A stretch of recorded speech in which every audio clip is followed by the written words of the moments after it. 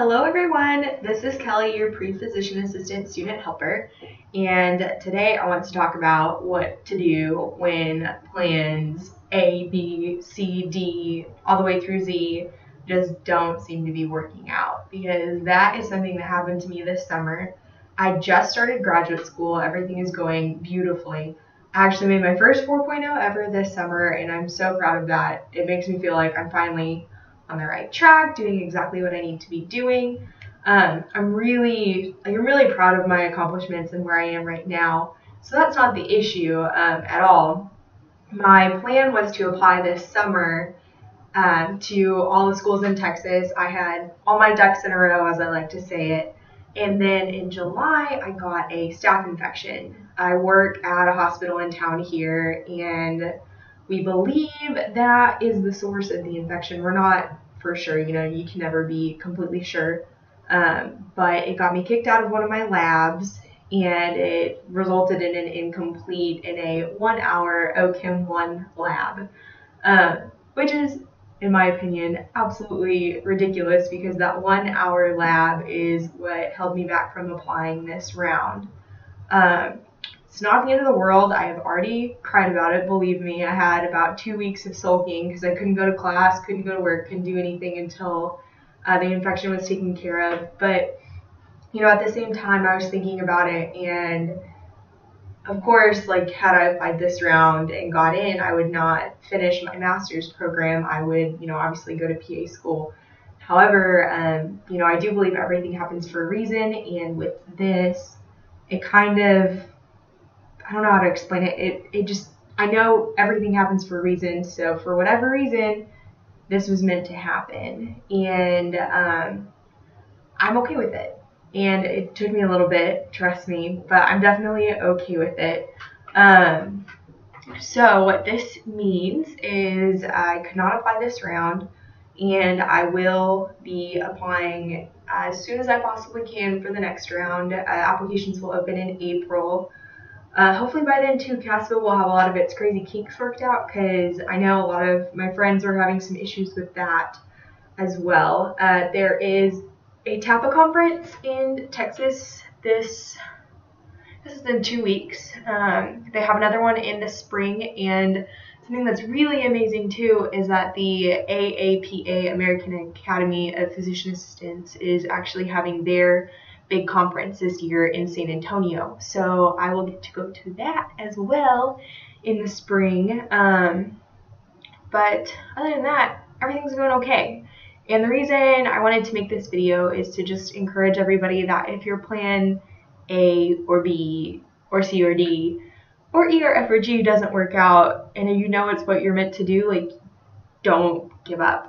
Yeah, you're going to be upset about it. Trust me, I can relate. But in the grand scheme of things, 1 year is not a lot of time. And, me being delayed 1 year actually opened a lot of doors rather than closed it. So my plan was to graduate next summer with my master's in biomedical sciences. However, now I will be graduating next December. And then if I get into PA school next year, since I can't apply this year, I'll be applying next year.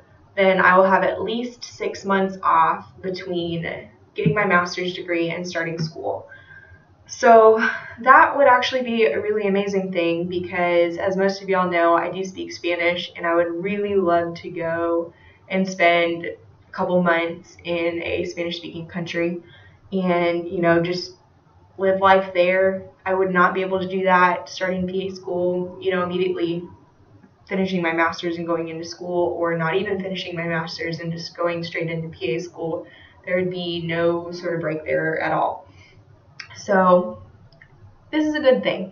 I really do think that. And I hope that, my struggles can be an example for y'all, that if this is something you really want to do, if you don't get in the first time, if you can't apply the second time, that you really believe it's going to be okay, and this is all part of the greater plan. And that, you'll keep on keeping on. So what I'm doing right now is I still work at the hospital.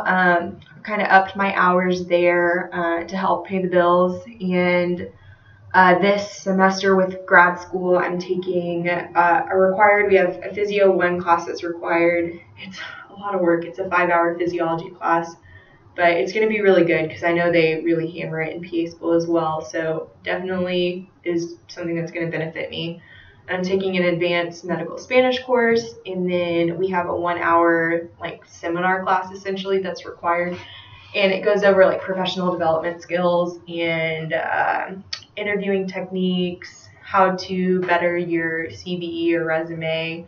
And I think it's going to be really great because the majority of the people in my program are just like me. They didn't get into professional school the first time.